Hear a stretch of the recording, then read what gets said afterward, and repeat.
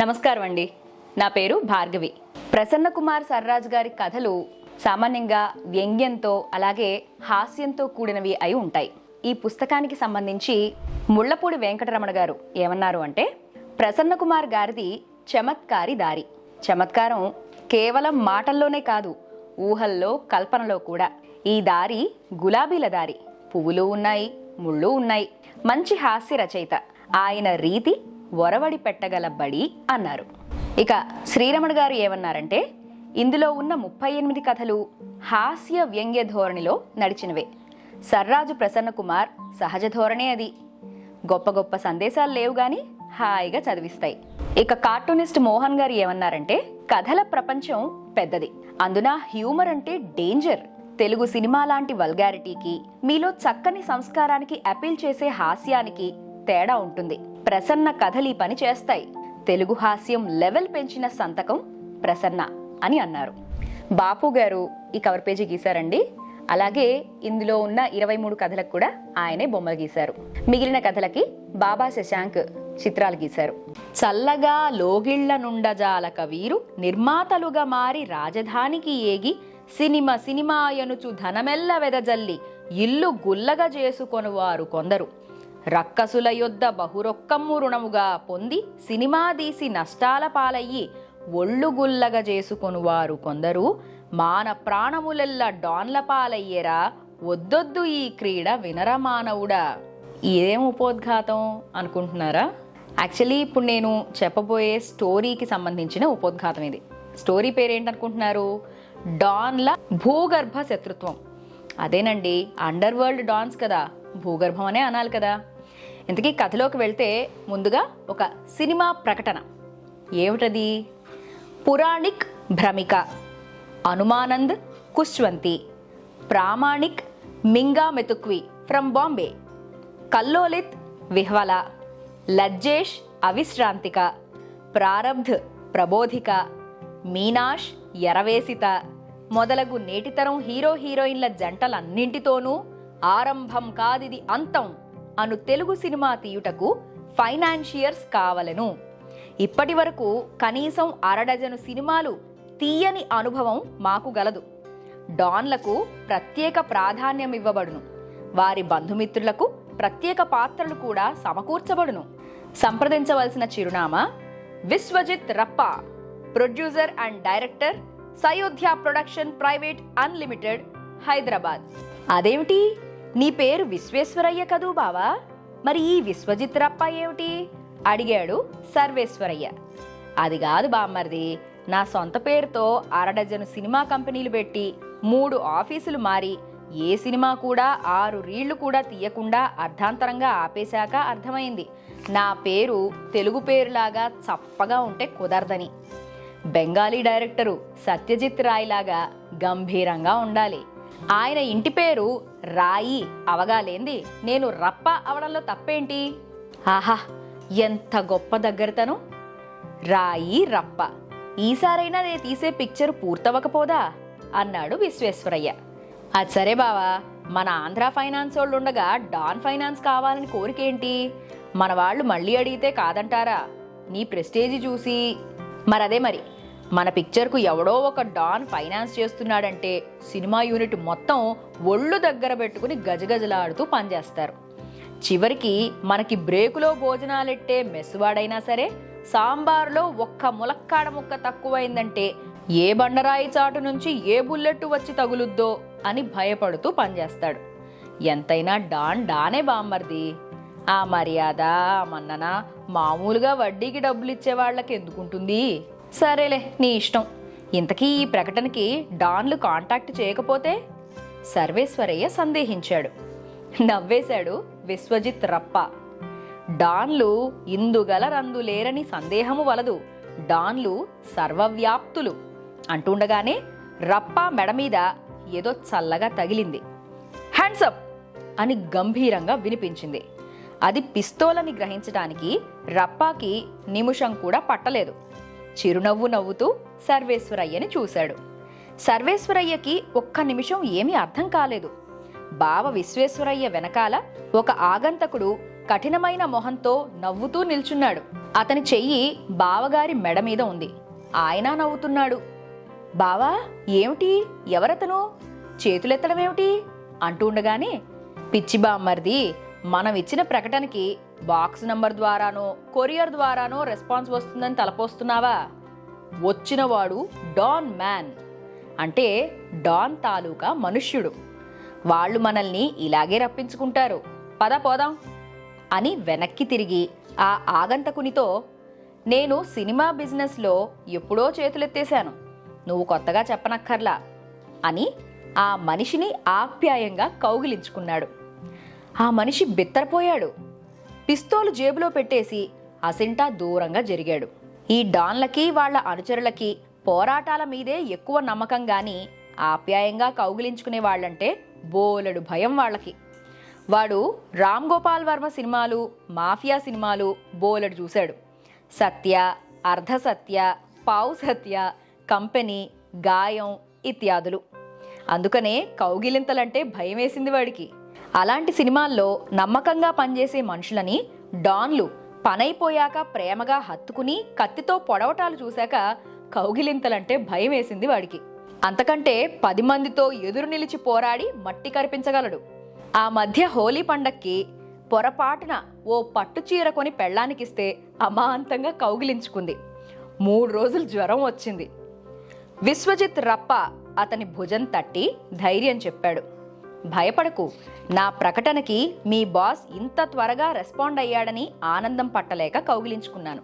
ఏం పర్లేదు, పద మీ యజమాని దగ్గరకు పోదాం. ఇంతకీ మీ డాన్ గారి పేరేంటన్నావు? బడా వకీలా, చోటా సాజనా అన్నాడు చనువుగా.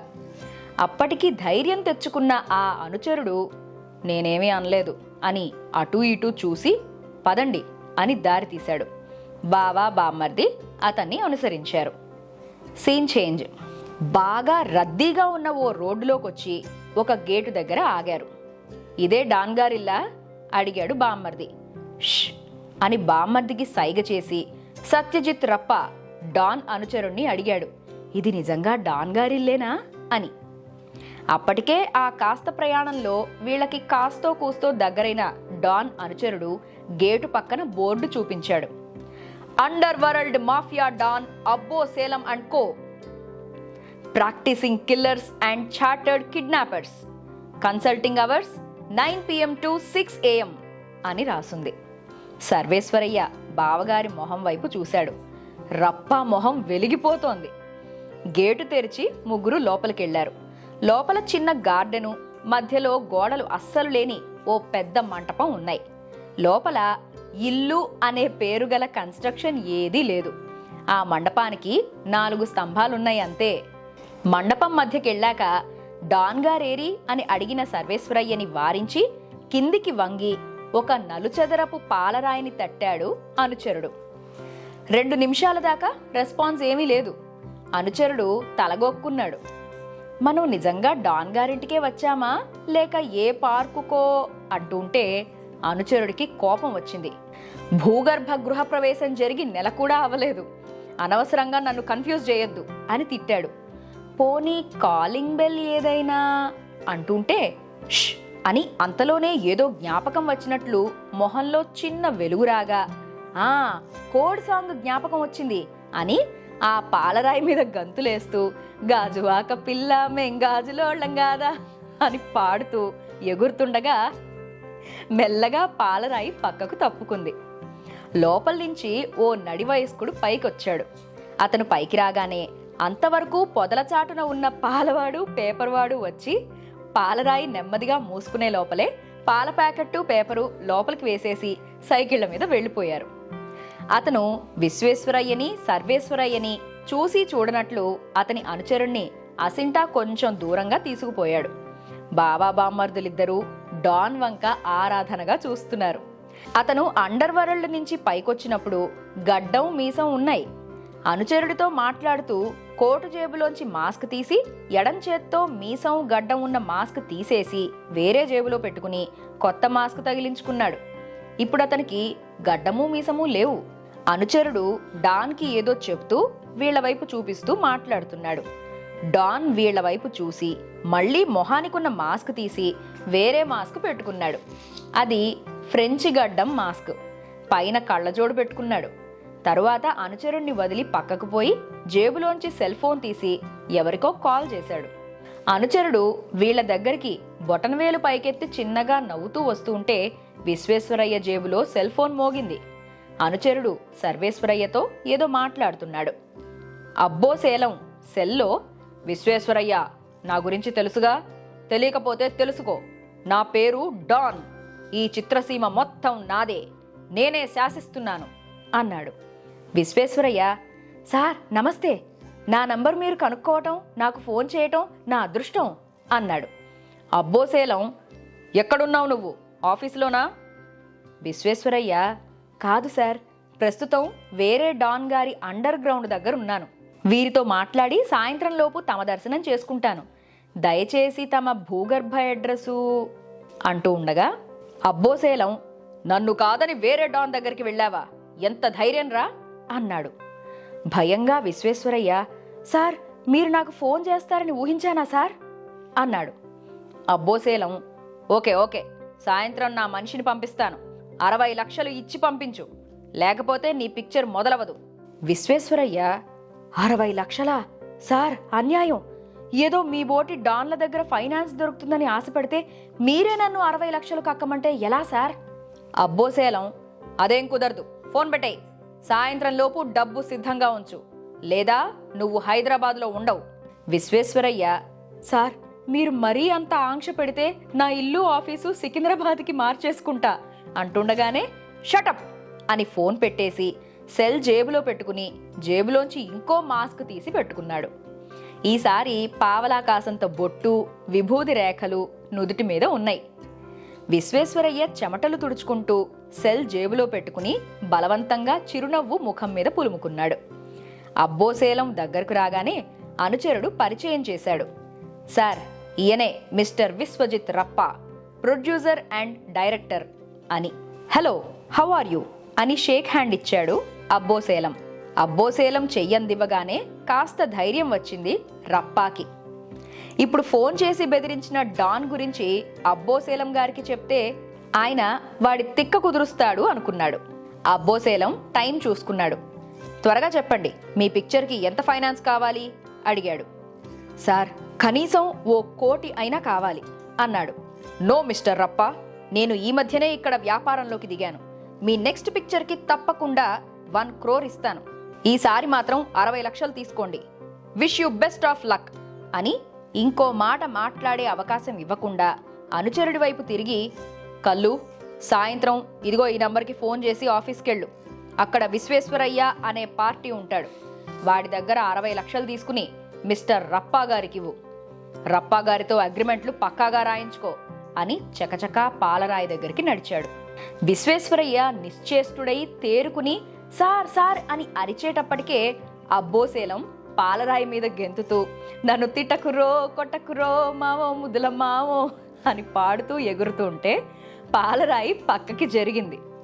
అబ్బోసేలం లోపలికి వెళ్ళిపోగానే అనుచరుడు రివాల్వర్ తీసి చూసుకుని, బాస్ బుల్లెట్లు అయిపోయాయి, నేను వస్తున్నాను అని పాలరాయి మూసుకునే లోపలే లోపలికి వెళ్ళిపోయాడు.